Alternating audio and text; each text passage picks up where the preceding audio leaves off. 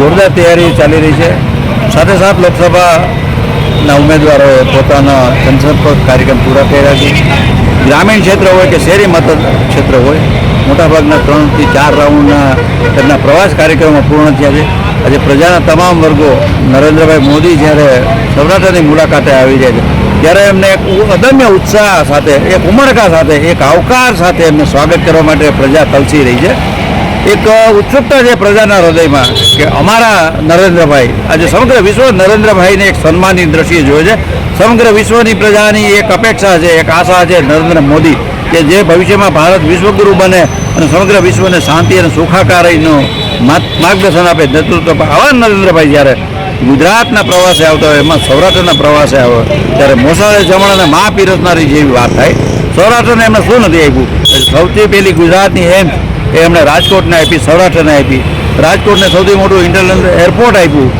સૌની યોજના એમના મુખ્યમંત્રી હતા ત્યારે સૌરાષ્ટ્રના પીવાની પાણીની સમસ્યાને ડામવા માટે એમણે સૌની યોજના, સૌરાષ્ટ્ર નર્મદા અવતરણ યોજનાની મહામૂલી ભેટ આપી।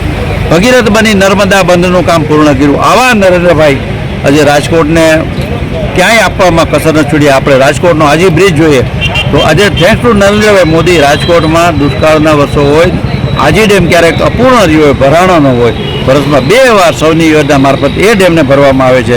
ત્યારે હું માનું છું સૌરાષ્ટ્રના 215 ડેમોને જ્યારે નરેન્દ્રભાઈ મોદીના આશીર્વાદ મળતા હોય, સૌરાષ્ટ્રની પ્રજાના પીવાની પાણીની સમસ્યાને જે વ્યક્તિએ ભૂતકાળ બનાવ્યું હોય, આવા નરેન્દ્ર મોદી એક લોકનાયક, એક પ્રજાવત્સલ શાસક જ્યારે સૌરાષ્ટ્રની મુલાકાત આવે ત્યારે સુરેન્દ્રનગરની પ્રજા, જૂનાગઢ અને જામનગર આ દરેક જગ્યાએ કુલ મળીને 7 લોકસભા વિસ્તારો અને 9 જિલ્લાઓને આવરી લેતી આ સભાઓ છે। સૌરાષ્ટ્રની પ્રજા એમને આવકારવા માટે, એમને સ્વાગત કરવા માટે તલસી રહી છે।